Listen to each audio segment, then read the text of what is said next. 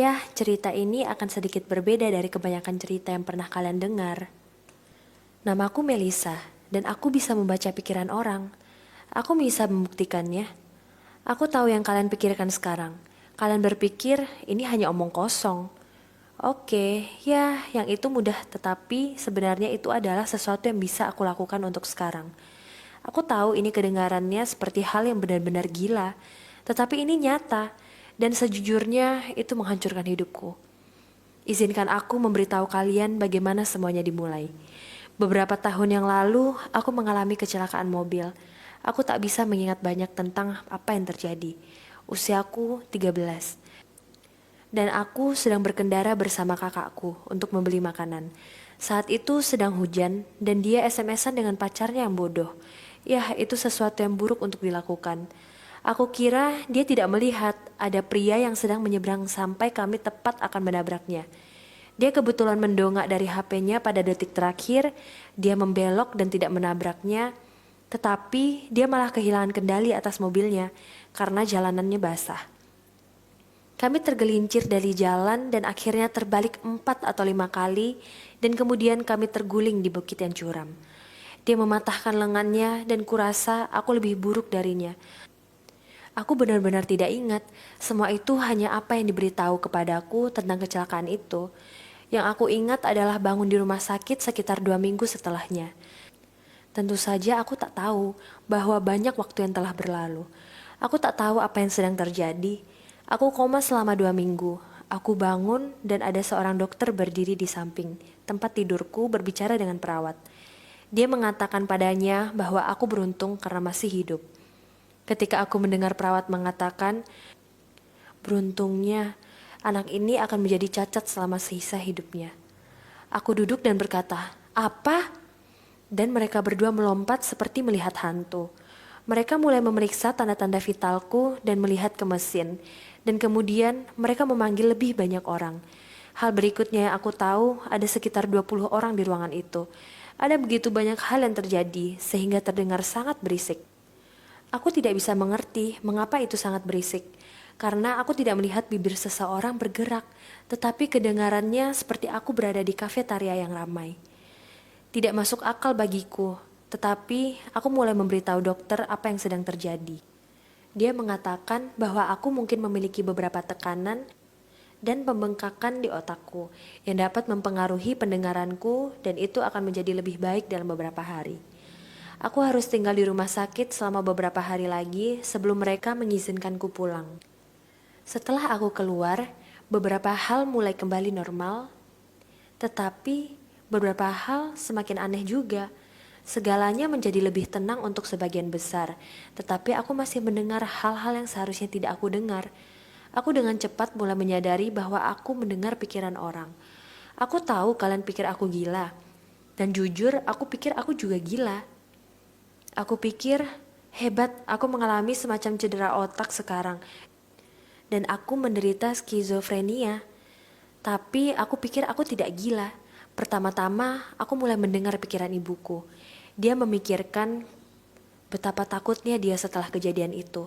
Aku bisa mendengar pikiran semua orang di keluargaku. Dan kau tahu, aku pikir itu hanya beberapa hal hubungan darah keluarga yang aneh. Tapi kemudian ketika aku kembali ke sekolah, hal yang sama terjadi. Saat berjalan menyelusuri lorong, aku bisa mendengar apa yang dipikirkan orang lain ketika mereka melihatku. Beberapa di antaranya baik, sebagian tidak baik, dan aku tahu kau benar-benar tidak ingin tahu apa yang terjadi dalam pikiran laki-laki remaja atau kebanyakan pria dewasa dalam hal ini. Ada satu orang bernama Rian yang menarik perhatianku, karena dia banyak memikirkan aku. Itu bukan tentang hal remaja yang menjijikan juga. Aku merasa seperti mengenal dia melalui pikirannya. Dia sangat manis, dan dia sangat menyukaiku.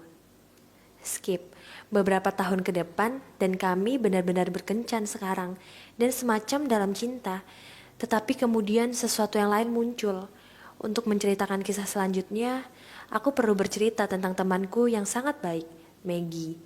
Dia sudah menjadi sahabat terbaikku selama 1,5 tahun, dan dia benar-benar hebat. Dia super imut dan bersahaja. Dia tidak memakai make up. Dia memiliki rambut coklat panjang dan tubuh yang bagus. Tetapi dia tidak suka memamerkannya untuk perhatian, seperti yang dilakukan oleh gadis-gadis sekolah lainnya. Jadi, suatu hari aku dan pacarku berjalan melewati aula ketika Maggie menjatuhkan sesuatu dan membungkuk untuk mengambilnya. Rian berpura-pura tidak menatapnya membungkuk. Tetapi dia tidak bisa menyembunyikan pikirannya dariku, dan aku mendengarnya berpikir, "Terima kasih Tuhan untuk celana yoganya." Dia terlihat sangat terkejut ketika aku memukul lengannya.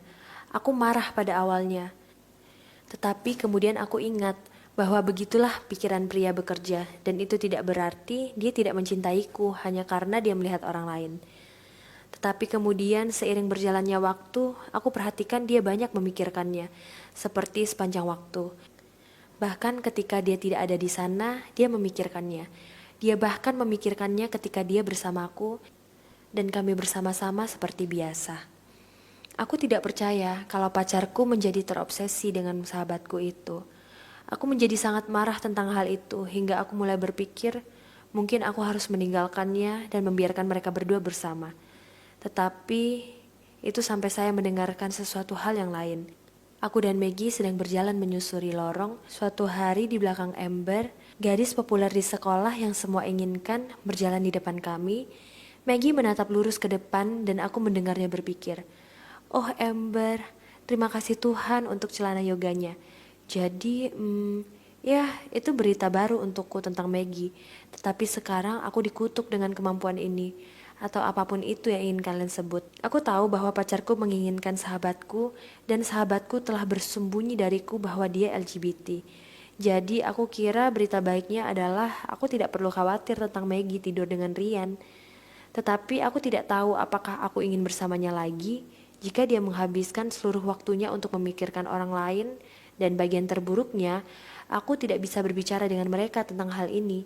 Karena jika aku mengatakan yang sebenarnya, mereka akan berpikir aku gila atau mereka akan takut berada di dekatku. Apa yang harus aku lakukan? Terima kasih sudah menonton. Jika kalian menyukai video ini, pastikan untuk subscribe dan komen di bawah agar aku tahu apa yang kalian pikirkan. Terima kasih guys.